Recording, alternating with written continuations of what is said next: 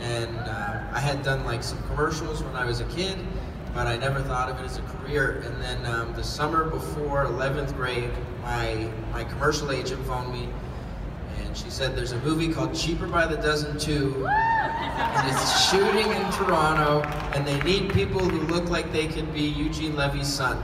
And I was like, well, I have brown hair, so let's go. And I went in, and funny enough, I actually, Tom Welling was in the movie. I'm sure there's some Smallville fans out here. And my character had no lines in the movie, so I had to read Tom Welling's lines. And I thought it went fine. It was my first ever movie audition, so I left, I went home. I was like, oh, that was cool. And the next day, my agent called and she said, did you hear the good news? And I said, no, do I have a call back? And she said, no, you're shooting for 2 months. I hope you don't have a summer job.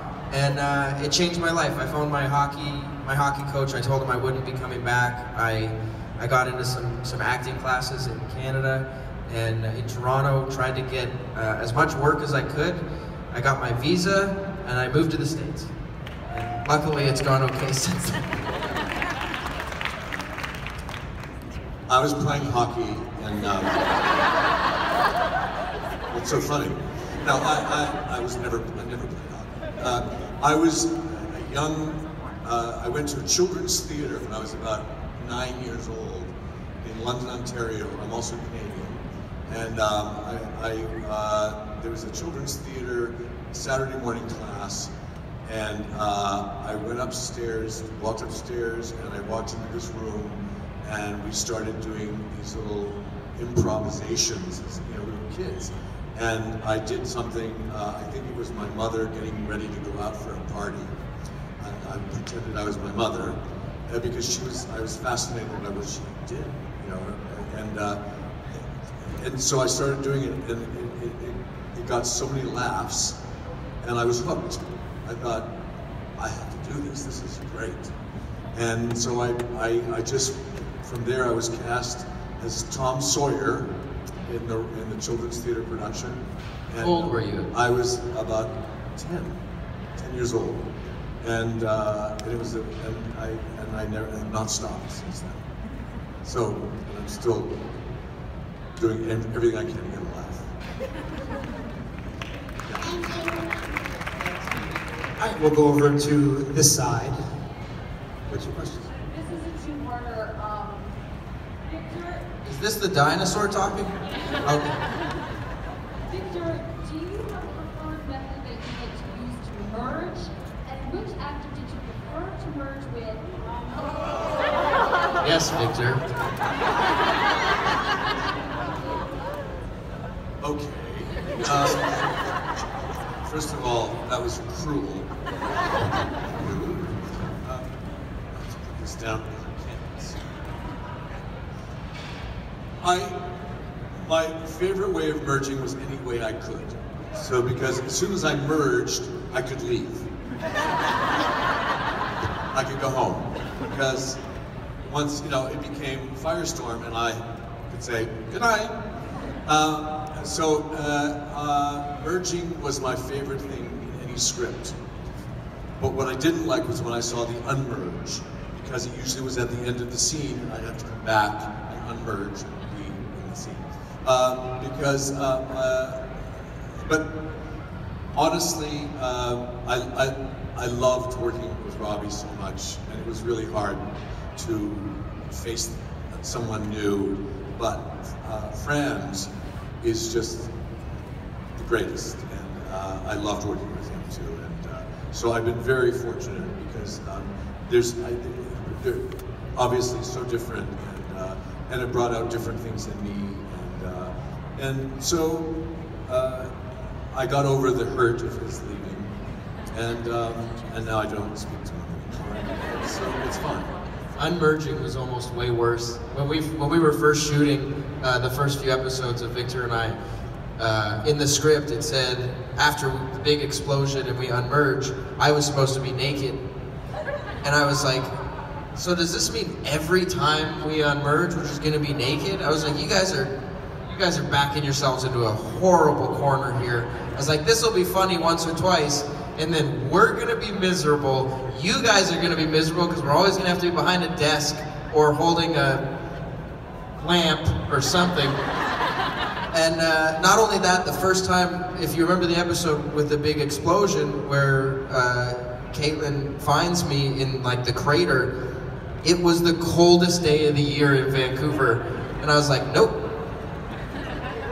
not gonna be naked. And they're like, what do you mean? I'm like, you're welcome to be, if you're gonna be naked too, I'll be naked. I was like, but I'm not doing it alone. It's freezing out here.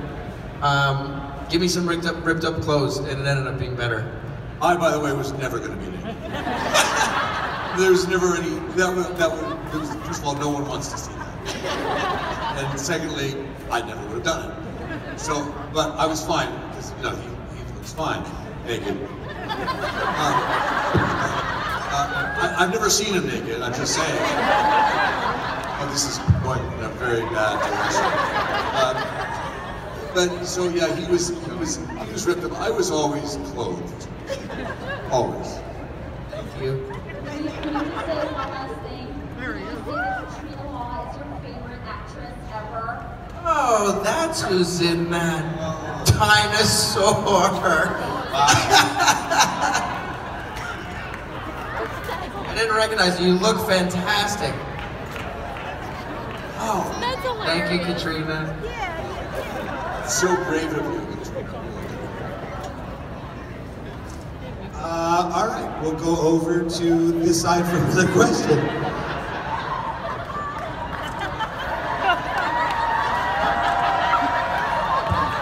No.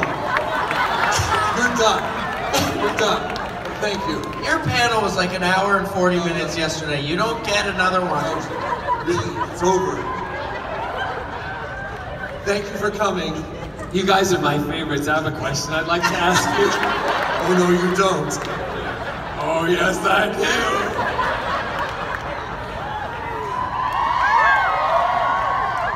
Hung like a donkey. Oh no.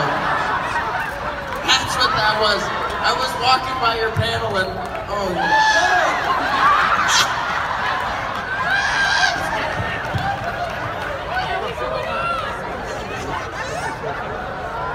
Well, it's just.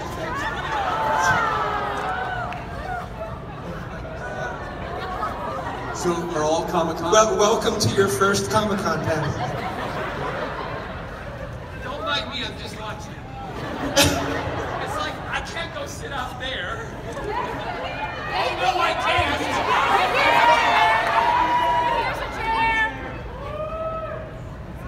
Okay, I have a question for you. Seriously. Yeah. What is the weirdest thing that has happened to you on any set? Not weird as in like freaky weird, but funny weird. That's caused you to laugh or you've lost it uncontrollably? I can tell you. I was on a show when I was much younger, and some of you weren't even alive.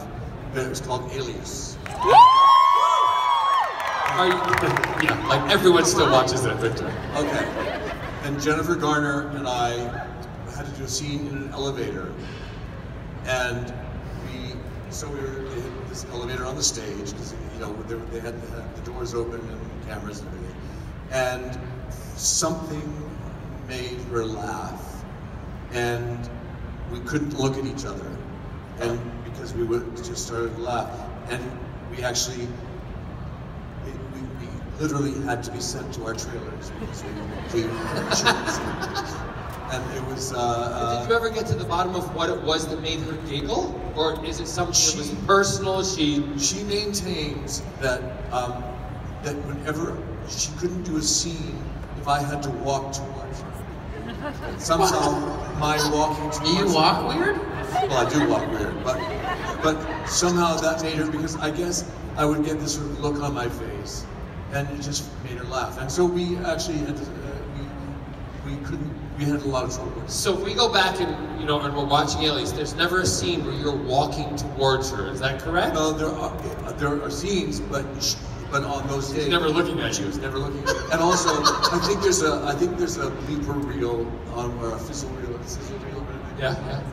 That's my first show. Blooper. Blooper reel. Where there's actually a scene, where we're laughing.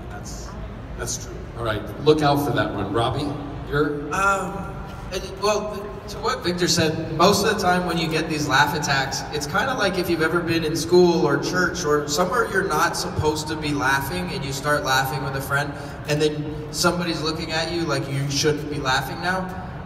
It's like that as adults on set, and you've got a director or an AD or another cast member who's getting pissed off because it's their turn. And then also think about, like, every minute on set costs thousands of dollars, so you're just screwing things up for everyone. And it's always the ones who are not speaking. Oh yeah, you're off camera. It's the one with the most dialogue who's the one suffering, because the others are just giggling. I was shooting with Victor and Danielle, and Danielle lost it about something. I can't remember, and it was one of our first episodes with Victor, and we had worked together in the past, but Danielle hadn't. And Victor has a very sarcastic sense of humor, as you can hear. And Danielle couldn't keep it together. She was like, shoulders were shaking, she was trying to turn her head away, and she had no lines, but she was there for eye line, and Victor goes, "Oh, just get me a tennis ball on a stick."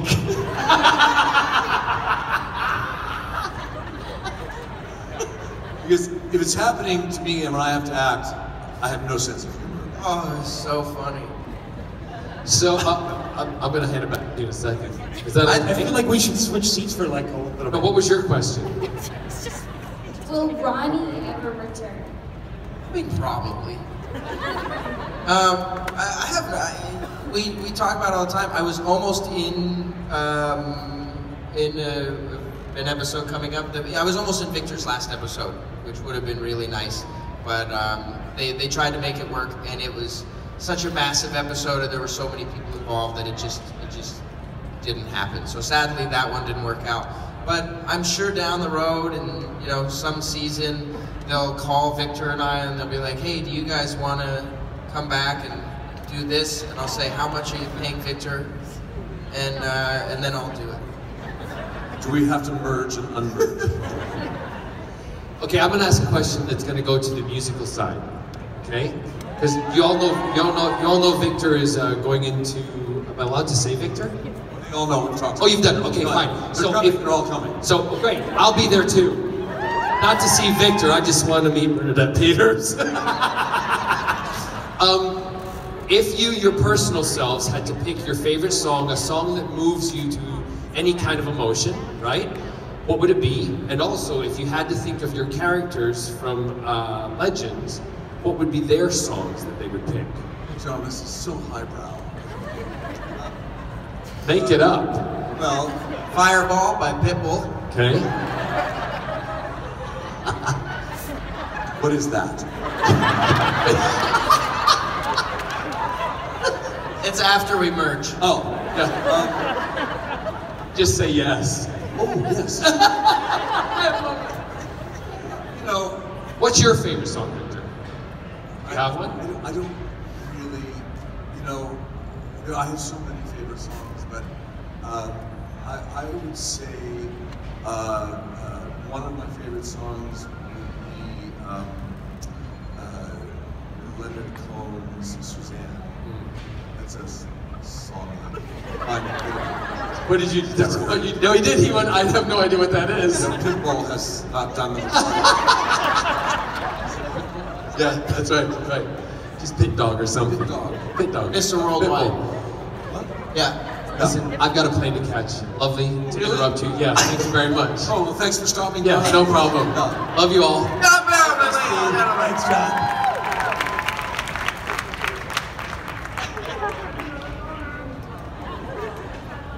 All right, get out of here. He's obscene. All right, let's go over to this side here for another audience.